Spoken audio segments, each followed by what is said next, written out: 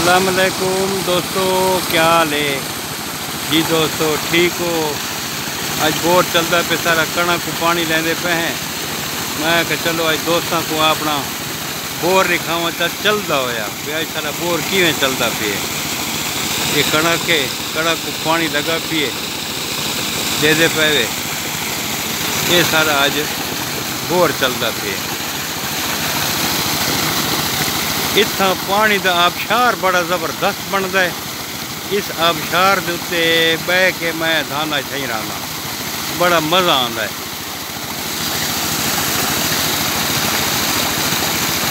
जी दोस्तों। रिटवे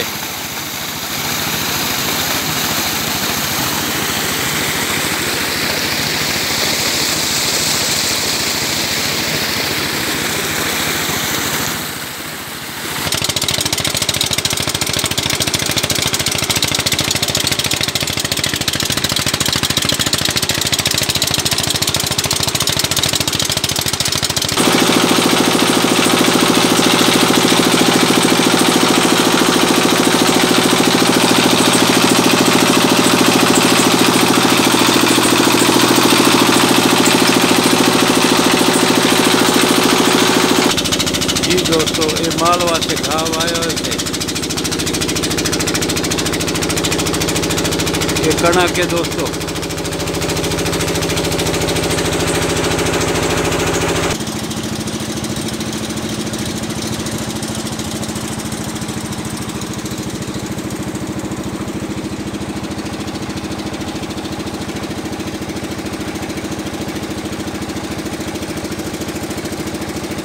जी दोस्तों आज मैं के दोस्तों नाल शेयर करना चाह